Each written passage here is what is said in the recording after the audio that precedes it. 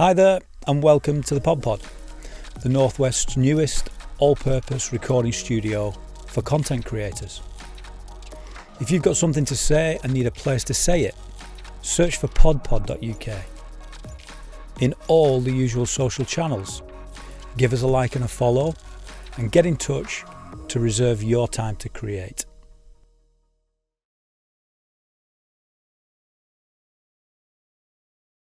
So welcome everybody, guys, to our most recent podcast, which is funded through Proper Good.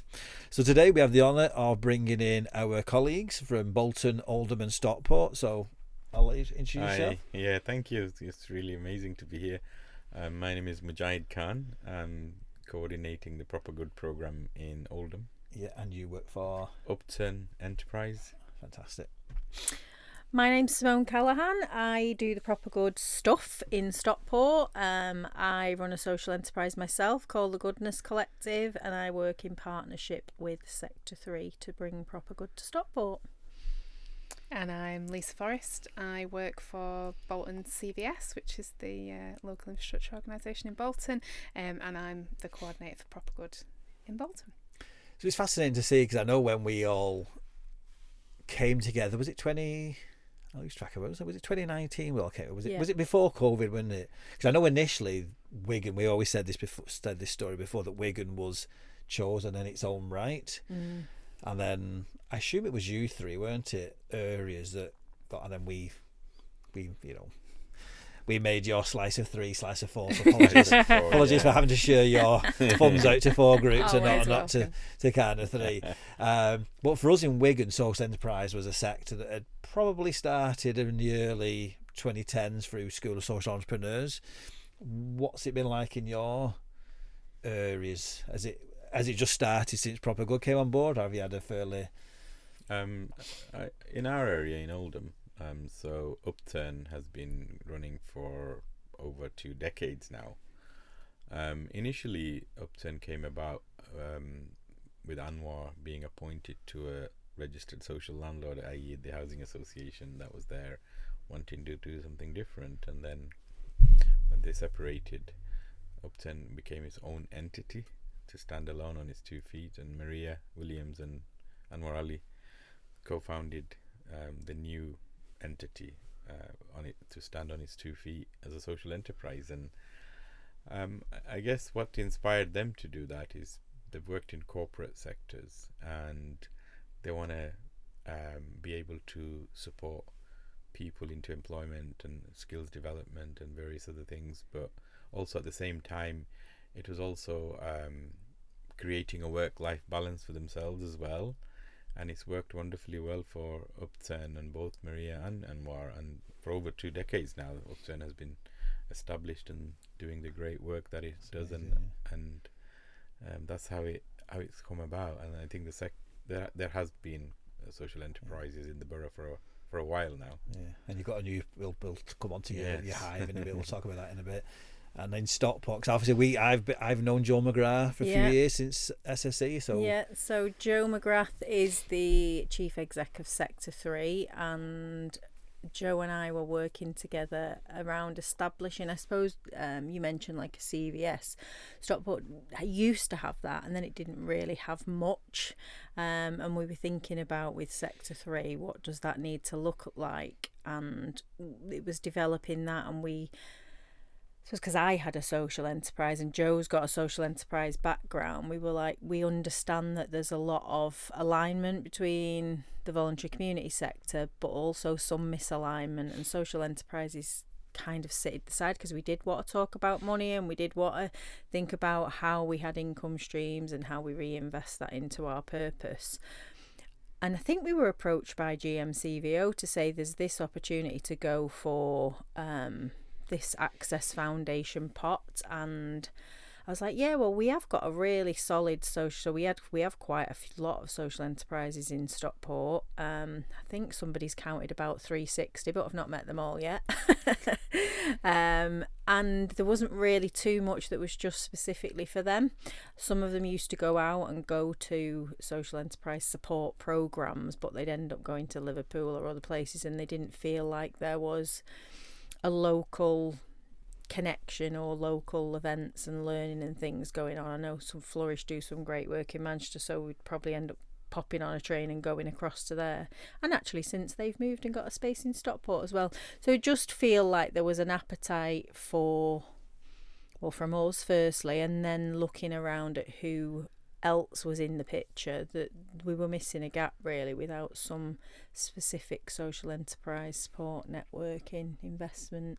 Yeah, I think similarly in Bolton, that bit that you said there about how social enterprises, well, obviously they're really sort of closely aligned with the VC sector, there are some key differences, and likewise with traditional business support, isn't it? And so that's that bit that we're trying to slot into there that bridges those two things. And I think in Bolton there's a really strong, vibrant VC sector, and some of which is SE, but I think historically perhaps hadn't had that really specialist support, and I think historically perhaps some organisations that are actually operating as social enterprises maybe don't recognise themselves as such.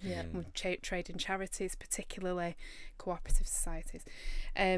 So in Bolton, so I wasn't in Proper Good when it very first landed, but I was self-employed and ran my own business. And when Proper Good was in the first discussion stages, which is like pre-COVID, like forever ago, wasn't it? We had a collective in Bolton called the Social Business Collective, and as a business owner I was a member of that, and it was kind of an early stages foundling idea to try and bring together the entrepreneurs, small businesses in the town that wanted to do something with some social purpose.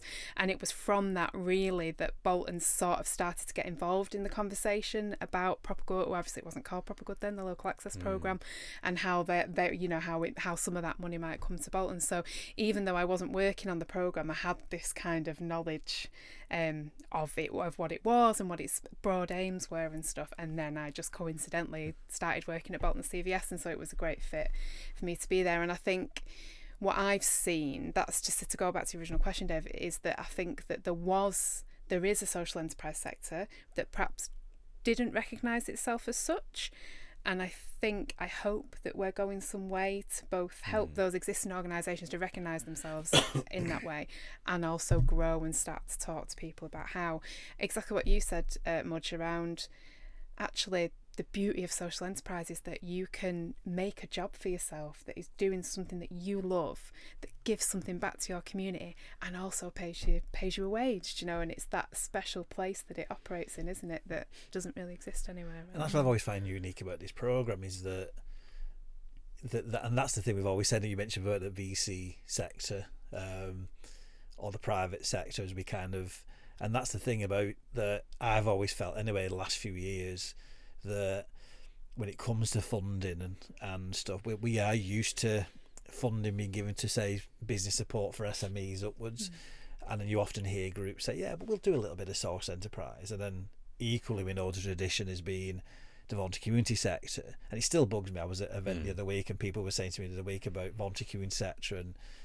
I was like, you haven't mentioned social enterprise in there. And then that creates this thing, as we've all probably had in all our groups around, you get paid for what you do. You get, it's like, yeah, we are social enterprise. It's kind of, and I've been saying it a lot recently, that we are in that middle bit. We are almost like a section in our own right. We need obviously more resource, we need more funding to it, and that's what's been great about, for me, this programme, that it has been focused on social enterprise, and that it's enabled all our organisations to come together. And I've always fascinated as well about why the area is chosen, because obviously, as we all know, obviously our accountable body is GMCVO, and as you mentioned before, Simone, it's funded by Access Foundation and Better Society Capital. Was it 6 in the country, isn't it? And I think the shortlist was initially 12, of which GM was one of the 12 and Wigan was another, which was, and then we pulled out in Wigan, so it became 11. But it's that thing around the areas were chosen, and I kept thinking, well, why are our 4 areas chosen? And I did wonder, is that because, yes, obviously Manchester and Salford are obviously amazing cities, big cities, but maybe they're more advanced in terms of where they are. I can get this right, Rochdale, Bury, Trafford and Tameside are probably not quite early stage. I know at the minute it's interesting, like Chris Hart at Trafford, he's starting to kind of grow those through some other funding. So I always felt the 4 areas were not the big cities, but we've got this existing growing social enterprise, and this is enabling us to kind of, I don't know if that's what you guys I mean, I just recalled when I was working in regeneration, and there was an organization or a social enterprise at that time, like 24 years ago, called Gremlins, and Fiona, who ran Gremlins, set up Oldham Social Enterprise Network right back then. And that was like run by Gremlins and Fiona, and she ran it for a long time. And then it kind of existed in the social media kind of Facebook page and other communication channels, and so what's happening now is we've actually bringing it back alive again. So we've had a couple of meetings, and we have one next week to take the work forward, so we at least have an Oldham Social Enterprise Network which can also feedback, give guidance, direct, and almost like a pulse. We can get on the pulse of the sector of the social enterprise area of our work. And I'm really excited, because I think now we've got our new hub space, the Hive, that Oldham Social Enterprise Network, which is that many years old, can now actually, accelerate its terms of reference to deliver through Upturn and the Hive, and obviously, with proper good in the background, to bring together all the network members and get more members to come and participate and benefit from Oldham Social Enterprise Network as a network. And exciting to be putting on lots of new activities now, because the space allows us to, I think, out of the box a little bit now. I think we have a social enterprise network in Bolton as well, which similarly has been sort of like an evolution of that very initial social business collective that I talked about, and that's the great bit about this proper good funding, isn't it? It's like it's allowed us to sort of supercharge stuff that there was the sort of embers of an idea, and we've been able to sort of put investment into it. And we really view the network as a key bit of the legacy of this funding, really, actually, because if we can bring those organisations together, and hopefully they will take ownership of it and they'll move it forward, because funding ends, doesn't it? We're not going to be in these roles forever, and we've sort of always got an eye on what's the stuff that's going to last, what's the stuff that's got value.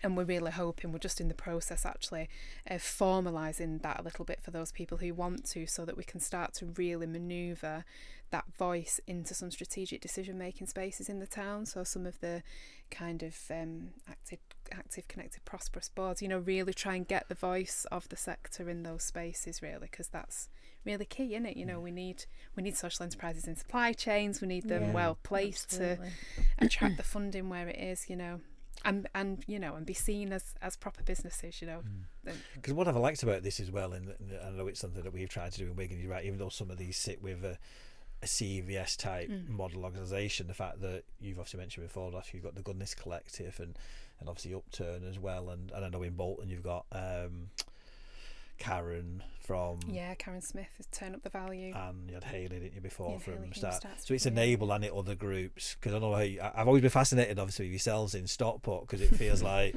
because obviously we had Alex Winstanley obviously coordinate our programme, so I've always been more involved in some of the board side of things. I'm not necessarily on the day-to-day, so it's only since April, since Alex stepped back, that I've started to get to meet you guys properly and find out what you guys are doing. And I've always felt, that's interesting, that actually, as to, you've got Sector 3, but then you do this as your day-to-day job, and then so this is what you've always done, isn't it, I suppose? So I suppose I don't know why I first met you on the SEAG group, was it? GMCAG? I can't even remember now. It feels like there's that, and I suppose that's the thing, that's the challenge, isn't it, for our sector as well, and people access, but there's so much and so many different acronyms and so many different forums. It's like, well, which one's the right thing, and we're all time poor. And I suppose what we wanted to do in Stockport was, and again I was glad we came up with the proper good thing, because I think it's a really standout name. People kind of get that, don't they, that what we wanted to do was test and learn your right. So it was great to have some opportunities to just try some stuff, see what we think works, But also I think from that very beginning, those 2019 talks about how it would look, like really get a feel for what the sector actually wanted and start to deliver some of that. So, you know, at every stage we've got a steering group and we have regular meetings. Like one of the very early things that they said they wanted to do, the social enterprises, we want to meet businesses, but we don't really like traditional business networks.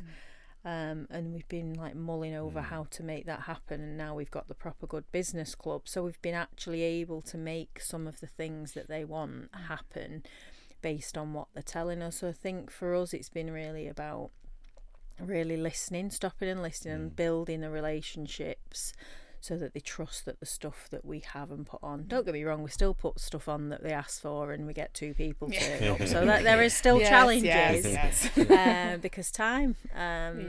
So it's that, I think it works well for us because we've got Sector 3 who do a lot of the comms side, we've got Jo who still does the strategic meetings. So when she is meeting about all things voluntary, community, faith, she's got the social enterprise hat on as well. So she's going to the Economic Alliance and she's going to the funders meetings and all those things with an eye on what we're doing, and she understands how it all has to fit together. And then obviously we debrief and I tell her what I'm doing on the ground, coordinating the delivery and thinking about how we plan and what the legacy looks like. So it's like we're working together on it rather than just one person trying to have an eye on all the balls, because as we know, it's actually a really big job. I think sometimes it's appreciated, and all the impact reporting we have to do. I think sometimes when we're sending out these surveys, it's like, not another bloody survey.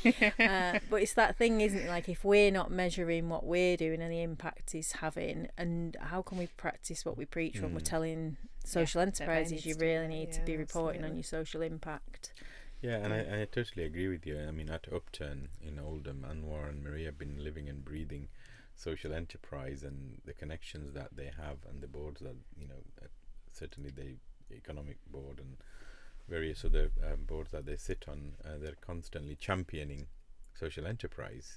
And the connectivity with the private sector is about creating social value partnerships with the private sector and the big companies, and then it's like, well, here are all these social enterprises.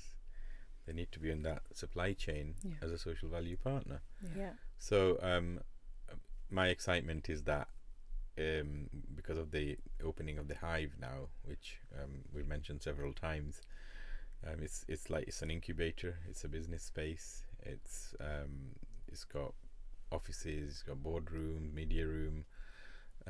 Private businesses can also rent out space.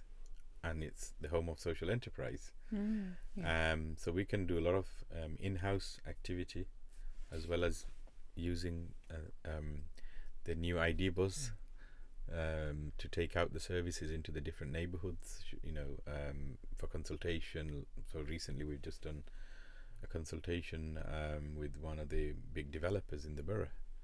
And so we took the ID bus to Sainsbury's and one ethnic food store, and just spoke to people about what's going on and receiving their feedback. So that I love the idea of the ideas bus. So the idea bus is called Hope.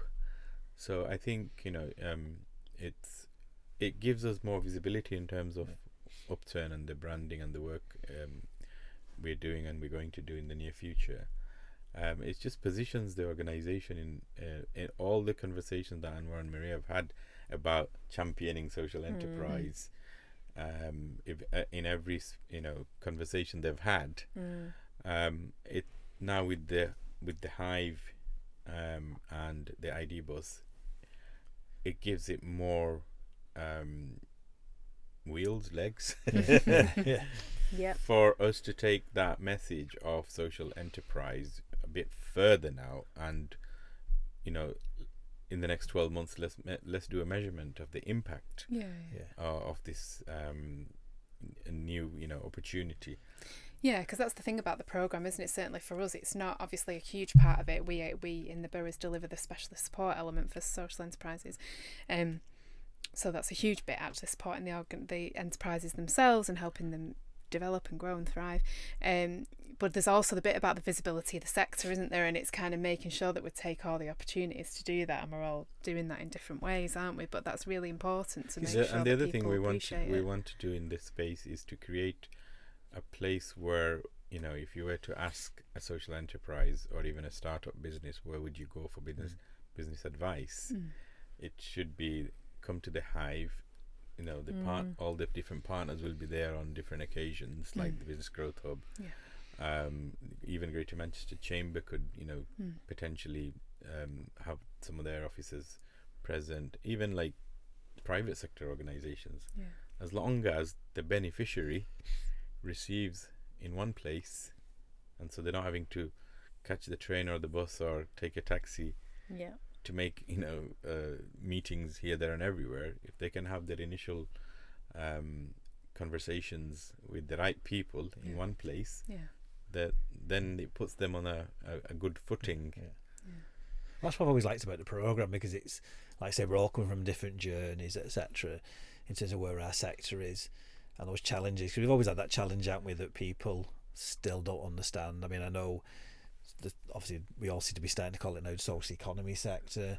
You know, we've had funding in the past when we had like Power to Change, and that was very much focused on community business, social enterprise, trade and charities. There's now social firms, and it's always hard. You kind of think, and I sat in a meeting a few months ago in GM, and I'm like, even people around the table who've been doing this longer than I've done, it's like even people still don't quite understand. And it's like, actually, social enterprise is only it's a big part, but it's only a small part of the social economy. Because people kept saying to me, it's like we've supported a few groups in Wigan. One group, for example, a Misplaced, is like a women's sheds kind of wellbeing group, and because we've had funding previously, we kind of badged them as a community business, which you could argue is a business that is locally rooted, fixed. But then you kind of think, well, actually, are they not a social enterprise? And, you know, like with Misplaces, they were more local to the community in Abram. So you're like, yeah, they are. They're a community business. But then once they start trading across the borough and trading in Bolton, Oldham, Stockport, for example, like, you're not really a community business anymore. You're more of a social enterprise. So that definition is really kind of hard. And I've always felt it's interesting, like you say, with the Hive and everyone else is doing, that from our point of view, not necessarily through proper good, but elsewhere, started thinking we need to start educating the future generations. Now, you know, we were like, how on earth do we educate? Well, where most of our work's been done, where we're based, we don't have a secondary school. So we were like, how on earth do we get to school? So we were like, so, you know, so I'm a governor at 2 primary schools, and I'm like, that's kind of my role as a governor, to kind of think, how do we educate these kids at primary school? But how do we do it at secondary? Because you're right, when I grew up, nobody said to me social enterprise, nobody said it. But there's something I've always said many times now on previous podcasts, which is that as a local person in Wigan, for me to be able to kind of do this in my own neighbourhood, in my own town, is something that this sector gives, like you say, that other sectors just don't quite give. But nobody seems to know anything about it. It's not on any curriculum. It's not there. No. You know, there's no directory. It's fascinating there. But the buzz, I've always said before, I'd love to see bus shelters. Every bush. I'm fed up of driving through Wigan and seeing bus shelters with telling you what's on sale from McDonald's. It's like, yes, I can tell you where the nearest Savour menu is, or what's on today, or, you know, what's coming up from KFC, and love all them. But it's like, I want to be great if it kind of advertised. We were saying yesterday about like kitchen and community grocery stores. Where isn't there is one? Because that is where young people are going to be hanging out, and think, oh yeah, what's? But we're just not there. We don't have the budgets for them. We don't have that. No, and it's that resourcing capacity bit. But I'm really interested in how we do that conversation with younger people bit. I think in terms of the legacy of the programme, and it might not be the right fit for this particular funding stream, but maybe for other funding streams that are around for the social economy more broadly. I think there's really something there, and I was having a conversation with a colleague who works for the Violence Reduction Unit. He works for for Bolton CVS, but in the violence reduction unit across Greater Manchester, and we'd been at a team day, and I'd been talking about what I do, and he sort of came along and said I'd be really interested to talk about how we do this with some of the young people that he works with, so perhaps young people who are involved in or are quite close to the criminal justice system. Actually, some of those young people, some of those people have got bags of entrepreneurial skill, but if there's nobody in your street, if there's nobody in your neighbourhood saying, hey, this is a thing you could do, actually, this is a viable way to make money, a viable way to live your life, to give something back to the communities that you grow up in. And I'm not sure where the models are, like, on the ground for young people. So I'm really interested, and maybe that's another conversation for us to go away and have a think about, like, how could we take that bit of work we did forward? have that in our 2019, like, figuring out what we wanted to do, like the education piece, not just to young people, but again to businesses, to local authorities, to housing organisations, like, the difference, the win-win really, when you get involved with social enterprises and when you work with us, or when you start to talk about us or raise your awareness, is massive, isn't it? And I feel like you say, it's a piece that we miss, because it's a bit like when you start talking about something, then you see it everywhere. Like my daughter now, she's been involved in all things social enterprise. She's just started a work placement as part of her third year at uni. She's like, I went to the gym, Mum, and guess what? It's a social enterprise, because she's been introduced to that. So she gets it, and she's looking at it. So the more we're talking about it, and I suppose that's why we'll give National Social Enterprise Day a plug, like having events on National Social Enterprise Day in each of our areas. We're not just reaching our social enterprise sector, hopefully. The messaging is going out wider than that. People are thinking, all right, well, what is a social enterprise? I'm interested to learn more. Is there something I can go along to? It's not saying everyone needs to become a social enterprise, but there are ways you can support them by buying from them, or building them into your supply chain, or thinking about your commissioning differently. Whatever it is, there are conversations to be had. And I think, as a social entrepreneur, forget about like leading proper good, it's my responsibility, and maybe all the other social entrepreneurs out there, to be having those conversations, and to be not just expecting people to get what we are and what we do. It's what is the point of it? Why are you different? Well, because we put our profits back into the purposeful stuff that we're really passionate about. So it's that thing, isn't it? And that's the thing, because isn't it, like, you think about the environmental and digital, and there's so many like key things going out there a minute, and we write all these young people out there.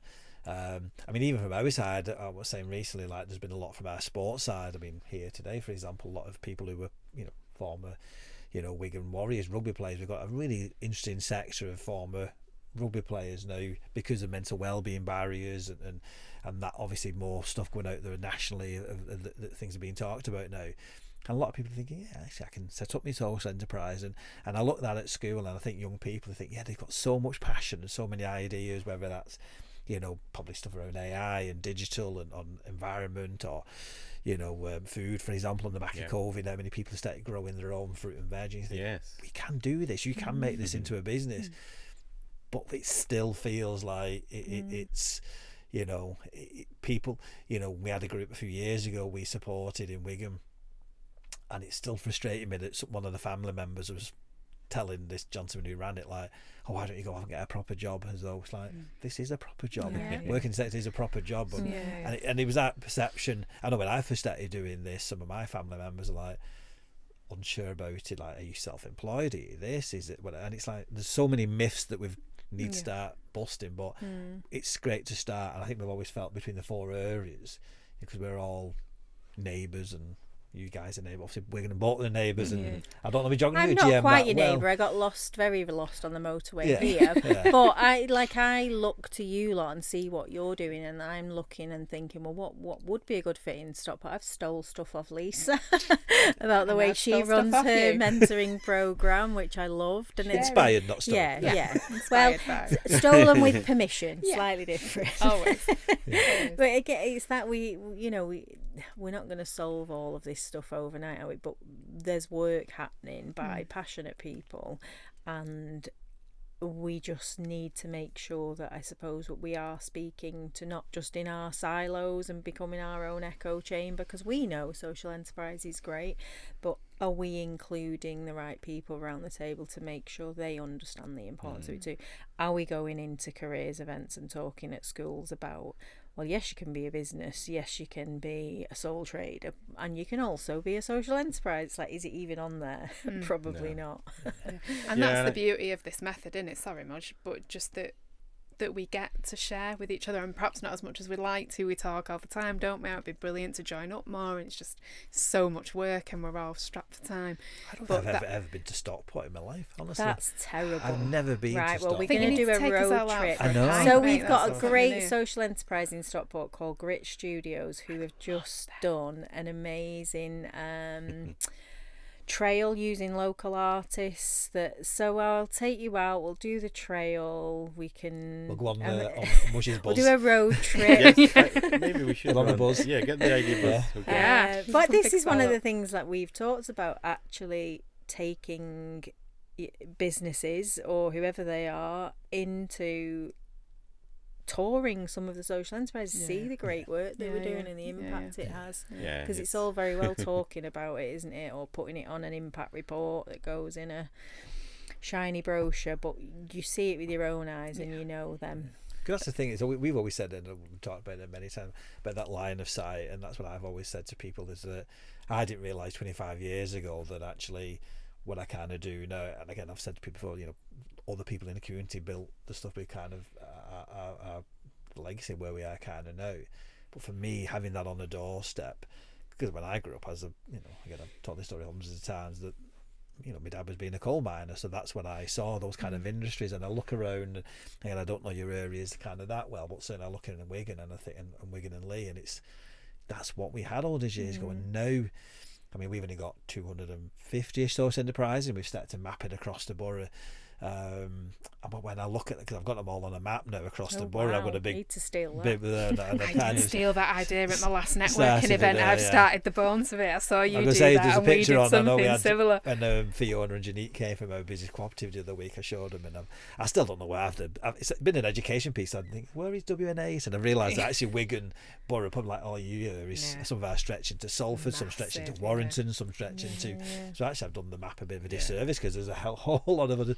But it's nice to do it, because we've always talked about neighbourhoods. We've always talked about the thing about neighbourhoods, and you're right. We've had like teams from like hospital discharge teams and other people in the council level saying like, such a person's been discharged from hospital, and I'd like to sign them up to a men's shares group, a women's shares group, a craft group, or whatever. And where is the nearest one? And like I say, like you guys, people come to us say, and we can signpost, say, actually, there's that person there on your own doorstep. And so for me, this is really changing the way our neighbourhoods are. But that's why I found fascinating about this programme, because you kind of think, as we've always said, it's like, as a sector, we are so used to grant funding, and most of our groups are grant funded, and but it's interesting. I think we're all at that phase, 2.5 years in, aren't we now, with this programme? As to where we are with sourcing investment, because I think I think we'll all be safely say, aren't we, that there's still a lot of work in the social investment that needs to be done with the programme, in terms of I know we're remodelling the programme at the minute, but also the business side of it. I know you all and same as us in Wigan deliver business planning training, and like you mentioned about Karen before, social impact training. So what do you feel about that? Because for me, I say to a lot of people, it's like, well, actually, if you're a business, a plumber or a decorator, you probably, 80% of the time gone off and got a business loan. So why does it feel like in our sector that actually, I don't know. I've had this conversation this morning with one of the development workers from another organisation, and I said my learning from this exercise, the work that we're doing, is that it's been a major mind shift challenge because of what you said earlier about grant dependency. And if I then tie that up with my learning from social business in Bangladesh, where nearly 20 odd years ago I visited now the largest social business in the world, the gentleman who did the presentation, and that stuck with me forever. He said we were grant dependent, donor dependent to do our aid work, to do our women empowerment work, to do our health, to set up our schools and all of the social work, to support people, get them into work. And then the donors started saying, you're going to have to become self-reliant. We can't carry on giving you more funding and grants and donor money. So how are you going to do this? So they changed, and 80% of their income is now self-generated through the social enterprises that they've established as commercial entities, supported by private finance, whether it be big business giving them a small amount of money to say, here, go away and set up your business, and when you start turning over lots of money, then you can start to pay us back, because they're not desperate to reclaim their small pot of money that they've given, whether it be a couple of £1,000 worth or a couple of £1 million worth. And that's what's shaped the sector over there. And I was saying to this colleague earlier that a lot of my early learning has been from having those engagements with these two particular ones in Bangladesh, and one day I'd like to take a group of people from here, if it helps, to overcome that mindset challenge. And I think this is the challenge we have locally, and I guess you've heard it before, I've said it before many times, that it's that mindset shift from a culture of grant dependency to operating. Start off with the premise that we're going to operate like a business, and if we get any grant support, then that's fine, because that's like your early seed money that could help to set up and generate the income, get into that habit and that mindset, and then get into the supply chains and get into alliances with the private sector and the public sector and other social enterprises, larger ones, and therefore you operate like an efficient business, and so the culture changes then. Yeah, and I think that as well is a challenge for us, because it brings up the need to have some difficult conversations sometimes with some of the groups, doesn't it, about actually, are you really a social enterprise? I know you call yourself that, but if there isn't much enterprising and there's not much appetite to be it, I think we can all be guilty of okay, sometimes it's a bit easier to get funding than it is to think about income streams and going out there and doing business. But if actually that we're really not planning to either, and we're not putting our time and energy into that, then maybe it is that you are a community group, or you are it, and that's okay, but it might help you to separate out exactly what it is you're doing and where you're spending your time and energy. And if you're calling yourself a social enterprise, then there really needs to be some enterprise. And that's what we've been finding. It is a little bit difficult to change that shift of, if I'm very grant dependent and I don't really want to be thinking about income streams, well, maybe I'm not. But if a lot of our, because I know in Wigan, I don't know what it's like in your areas, like percentage wise, but I think in Wigan about 54% of our sector is health and social care. So how do those health and social care groups trade? We've seen like a lot of our groups, I mentioned before, like sheds groups where they do a lot of crafting, and it's always a case of, are they craft groups like that we used to see years ago, like like painting classes, or are they actually business? I find it fascinating that where does that chunk of our sector, the health and social care, how do they trade when actually you've got somebody coming through the door who needs that health and social care advice, and then over here you think, actually we also make bird boxes, for example, and I've seen that happen where it's shifted from business to suddenly social comes in, and also I think health and social care is a tricky one, but also commissions are for me different than funding. It's you are providing a service in exchange for income. So if you're being commissioned, then I would see that as enterprise, Enterprise, income yeah. stream. Absolutely. If it's 100%, just a yeah. case of we're looking for money. So again, we have some creative organisations who are struggling with this, and some of it has been about their consultancy, some of it has been about renting their spaces, some of it has been about selling their products, or even get like pop-up makers markets with the workshop stuff that they do. So for me, there's nearly always a way, I believe, to have some enterprise. I think it's just being willing to think a bit differently, and whether you're willing to put the time and energy into that space, because it's no just throwing out a few coloured pictures and we're off. It's got to have some strategy behind it. Yeah, and that's the bit, isn't it? And obviously that's why we're doing what we do, because if you're somebody, I'll speak for myself entirely, somebody, my background was community work, that's what I'd always done. I had a sense in my community that there was an appetite for I ran an organic greengrocers and zero waste shop, and we had a sense that there was an appetite for it, and we just tried it.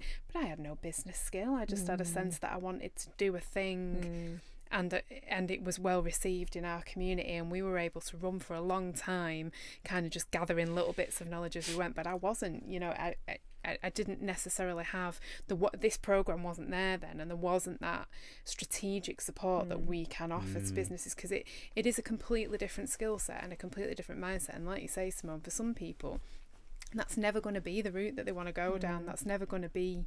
They're never going to want to put their energy in business plans, and that's fine, isn't it? Because there's a total need for charities and community groups and stuff. But it's about sort of identifying what you are and what you need, and us helping organisations to do that, because there's absolutely there's space for all of it, isn't there? Absolutely. And that diversity of income streams. We just ran a session in Bolton last week around the new Procurement Act, and about the potential opportunities that there's going to be for our sector and SMEs around. Hopefully the new Act's going to bring some barriers down to getting involved in public sector procurement. But one of the standout bits for me of that whole session was around actually the size of the market in public sector procurement is huge. It's billions of pounds, because of all that, if you think about a hospital as a little town that operates, and all the services that hospital needs in order to run, actually for most of our enterprises there would be a way for them to get into that, wouldn't there? So there is this huge opportunity, but it does require some of that business mindset, and that ties in totally to the whole investment piece, doesn't it? Because you're right, if you've been to business school and you've done an MBA, I've not done any of those things, but if you've done, and that's where you've come from, and that's your piece, speculating to accumulate is absolutely just baked into what you do, isn't it? But if you come into it from this other angle that most of our enterprises do, and I definitely see a bit difference in the way the social enterprises I know operate, depending on whether they've come from a corporate background and they're growing their social good basically and converting, or they've come from a community background and they're looking to sort of diversify their income. There's a massive difference in the way that people approach that, because it's just not in their sort of DNA of thinking that you would borrow money in order to grow your services. But there is huge evidence, isn't there, to say that can really help you diversify and thrive and do more social good, One recent example, I've been having conversations with a charity, and they're obviously sort of donor and grant driven, but recently they're being asked by care agencies, whether it's like home care or the service provider's own premises, they want cultural diversity training, because they've employed care workers from elsewhere, and there's obviously you've employed them, but you haven't brought your rest of your staff up to speed with the merging of knowledge and skills and people coming from different parts of the world to support our care sector. And suddenly they've approached the founder of this charity and said, please could you provide some training for us, or please could you provide a conversation for us, and I said, well, why don't you say yeah, fine, we can also bring experts, but there will be a nominal fee to that. Don't you don't Yeah. need to think about a big fee. You can think about a nominal fee. Start the conversation. So this conversation now developed, and she has forwarded proposals. And then recently, then my next conversation, she says, well, if we deliver this really well and get the right kind of feedback and respect from this agency, they're part of another 250 we could be a provider for. Exactly. So all of a sudden, Yeah. this social enterprise A viable activity, income stream there, so she's now saying, oh, should we remain a charity or should we become a social enterprise? And I said, well, don't do anything yet, but you're looking at a sustainable model for your charity through enterprise. Yeah. And that's the key bit, isn't it? Yeah. That actually all of the organisations that we know do great work. They do it from places of lived experience often, and anything that's about creating income, it's about doing more of the great work that you do ultimately. And there can be a bit of a thing in our sector that money's a bit of a dirty word, like you said earlier.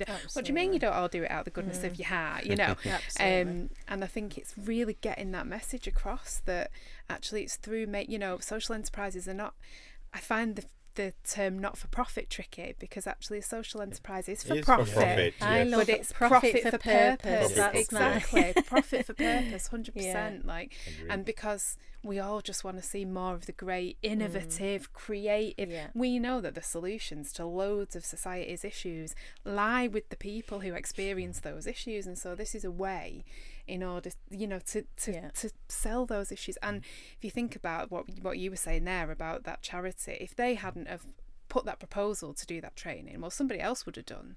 Every service, somebody's always going to provide the thing, so why not you do it from your place of lived experience and knowledge and insight? And that's really something that's really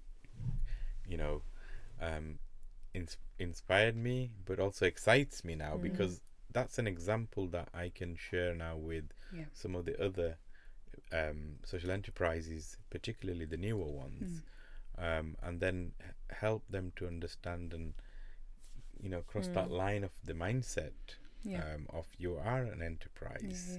You can with, be. Social purpose. Yeah, and there's that thing, isn't there, I think sometimes as well as a sector, because we just do it from a place of passion, that we forget actually there's a lot of skill behind this, and there's a lot of experience that people should be paying for. Like, we've been leading by example. So with the Proper Good Business Conference that's coming up on Social Enterprise Day, and we did it at the very first one, we want to pay everybody. So we're not paying businesses. You can give us your time for free because that's your social value. But like anybody who supports or sits on a panel, and sometimes it might not be much, but it's that token thing of we value your time and what you've got to say and your experience. And I suppose that's what we've got to be thinking about in terms of sharing as a model. If you are inviting people to come and talk about Black History Month, or you're inviting people to come and do a keynote speech about something that they've got lived experience of, don't ask them to do it for free. And we've got to pave the way, haven't we, of using whatever we've got in the Proper Good budget to support our social entrepreneurs, to help build the skills, but also to showcase them, because that's what we're doing at the conference. Is we're asking, we've done a lot of businesses should be doing this, they should be doing that, they should be doing social value, but actually how do they do it? Like showcasing some of the how-tos. Here are ways that our sector can support you to deliver on your social value. You don't have to go away and reinvent the wheel or create your own stuff. There's plenty of stuff already happening. Let the people who are experts in it deliver on the purpose. You just can support us in other ways by topping up the tank, really, of what we need, whether it's resources, time, money is still good. So it's just that thing, isn't it, about innovation. We talk about it all the time, but are we doing it? When you think about health and social care and getting commissions, well, yes, they don't want to work with some smaller ones, but I know Birmingham, for example, they've got an amazing consortium of some bigger ones, some smaller ones, and then they decide between themselves where the work fits, who'd be good to deliver that. I think we've got a we're better conversations. Anwar's been about. talking about this now for several years. So Anwar was at the same conference. So, I think he was talking about it even before then. I've been hearing this now, and I think we're with the social enterprise network now, with these terms of reference and bit of formalizing. That's where we want to be able to say, okay, this is a cooperative now. We can go in for commissions and various other pieces of work as a group, and then obviously within that group we know we can have our own internal discussions about who delivers what. Should we secure a contract or a tender or some form of work with a big developer or with the hospitals or with the local authority in relation to the new act. Because it can be really hard for some of them very grassroots groups to even think about something like that. But if they were part of a bigger, so it's important that social enterprises become part of the bigger group, the networks, the collectives. I think that's a key bit, isn't it? That if you like, if you. I know we had recently in Wigan, as mentioned, we've got a big redevelopment going on round the corner in the town centre, and it was interesting. Like they do the usual like meet the buyers kind of events, and this is a list of all the kind of various opportunities out there. And I looked at the list, and obviously you've got all the construction ones and this and that. And I thought there's only really community cafes in terms of we need a food supplier. I thought that's the only one really could probably do. But then when we started to kind of speak a bit more about it and start looking at who is in our network and what's out there, and there is a lot going on in the wider world now, especially like things like mental well-being, obviously disability access, and so we're like, well, actually these buildings that are being built need access audits done. Our sector's got the perfect example of groups that can do the access audit. But also, like, a lot of the builders, it's not just about health and safety and putting a hard hat on, it's about your mental well-being. And it's like, again, that's what we can do as a sector. So suddenly now you can start to see these procurement opportunities out there suddenly being, actually, it's not just about who can, be a bricklayer or a scaffolder, it's who can be the, and then suddenly all these opportunities start to kind of arise. But it's taken a while to kind of do it, and it's, it definitely feels like we're getting, and I'm also fascinated as well because obviously we mentioned before, but obviously when it started in 2019, this was probably one of the first of its kind, certainly in GM, that funded just social enterprise work only, but we've now obviously got things like the Our Business Cooperative funded through UAKSBF, which obviously came out of the GM SEAG, Social Enterprise Action Group, that I know a few of us all the acronyms all kind of sit on. So it'll be interesting how that goes, because that is meant to be, or that is going to be, this big GM cooperative with all our providers on the opportunities for us to put a price on the stuff we do, so we can start buying stuff between us all and how we communicate and chat, and and it kind of feels like in the GM where cooperative started, that we could have this possible on our hands, be part of something major where GM become this major area where we're all, and I think we're showing it already, where we're all communicating, working with each other, and I find it fascinating that I know Bolton are hopefully soon going to become a social enterprise town, but Oldham, Stockport, ourselves in Wigan, and obviously Salford are now part of the GM, part of the National Social Enterprise Places Network. So we can start to see some of this power shift now moving up to GM. So I do think the legacy of Proper Good, Our Business Cooperative, and all the work is but it's hard, isn't it, though? And I think that was one of the things, again, just even money aside, the budget to do it, it was like having a plan of, okay, well, what do we want? So for us, like going for social enterprise place status, that was like, first year we wanted to do that, put in the work to do that, helped us with the steering group. So I think just having this umbrella of stuff happening where someone is focused on it, things are moving, aren't they? And it's like now we're listening to how do we bring businesses and social enterprises together. Okay, so we've started the network, so that keeps building, and it's making sure, I think, at the end when the money does run out, that doesn't fall off a cliff. It's how are we being social enterprise minded about this whole project, like making sure that we're starting to think about, well, if businesses are getting a lot from this because we are showing them ways they can do the social value, then they can start buying into a membership of our Proper Good Business Club. They can start paying to come to network. So in a way, that is an enterprising model for Proper Good to continue. It's keeping thinking, isn't it, about the what next. That's always like, what so the so what and what next. Absolutely.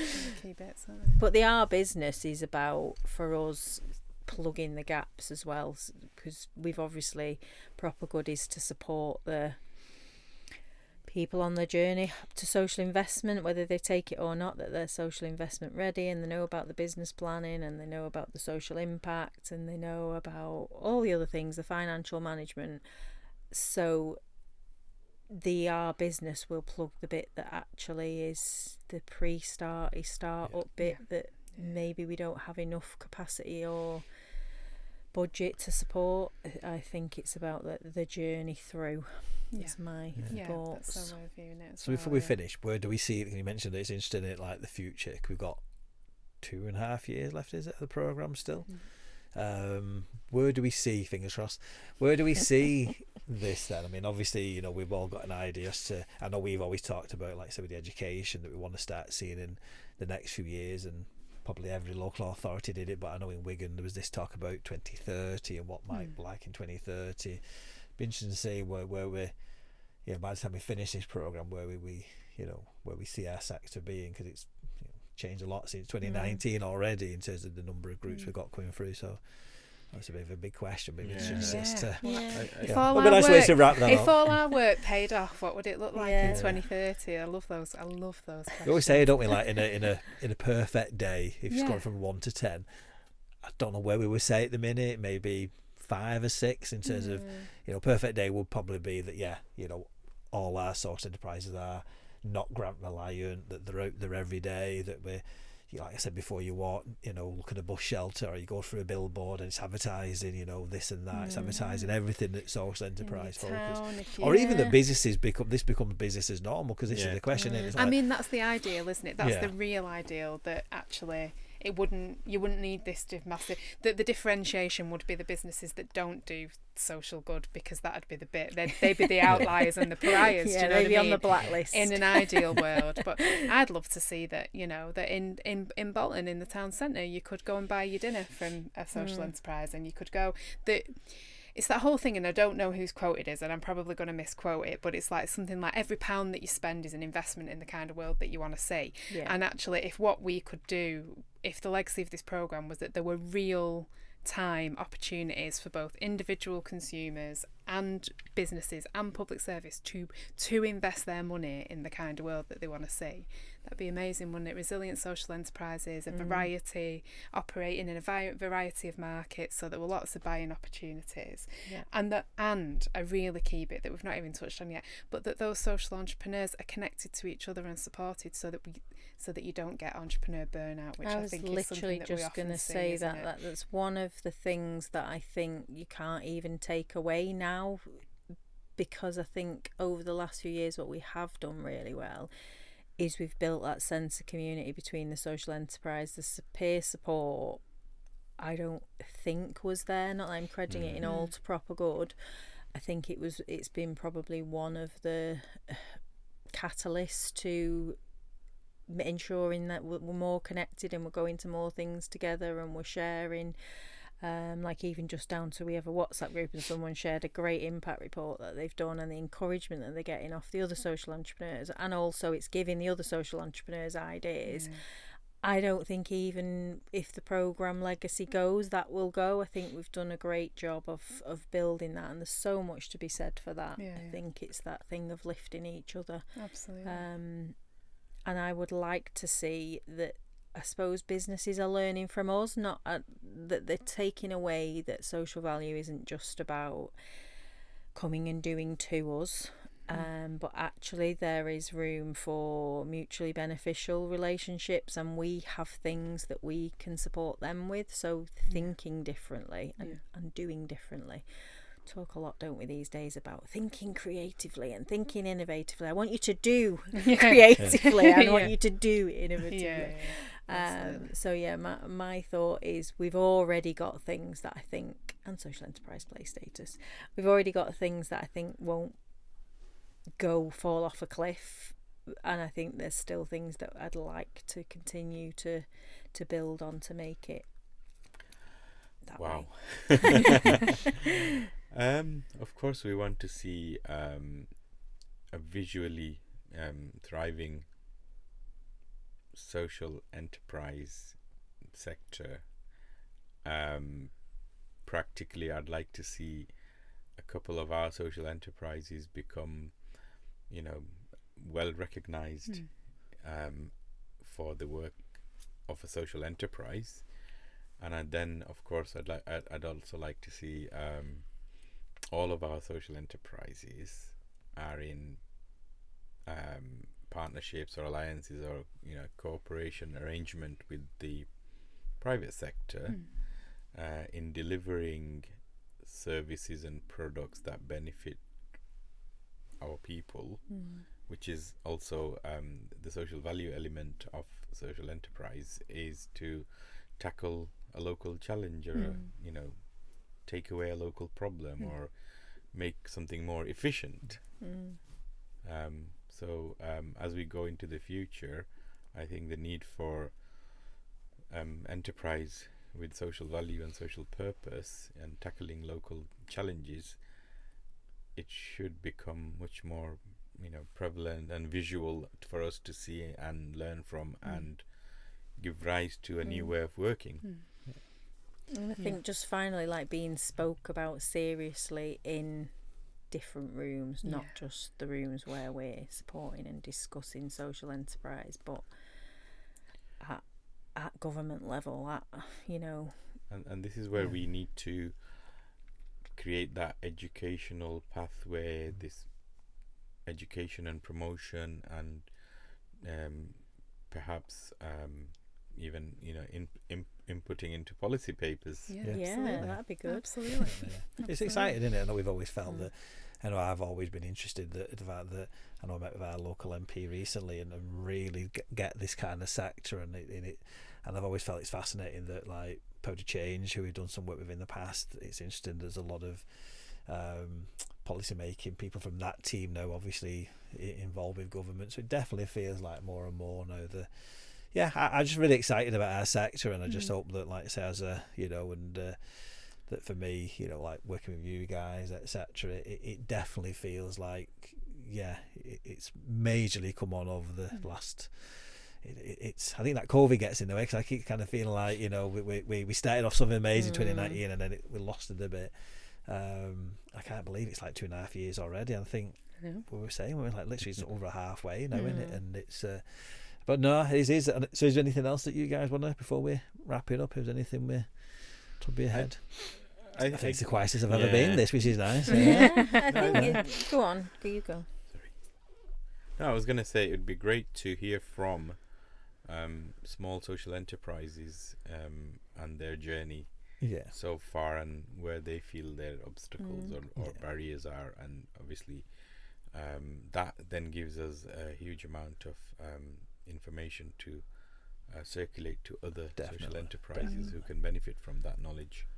And I think I wasn't going to say something too dissimilar to that, but more on a social investment angle. I'd really like to see someone who has been through the process, got it, and what it's allowed them to do. So I think, again, when we do think about funding, we're often going to deliver something else, aren't we, or that just keeps us even busier, whereas social investment can give us that room that we need to either get another person or pay the rent for a bit, so we're not worried about that. Whatever it's for, it's like it's a bit of a vehicle to really focus on growth, what we're trying to do next.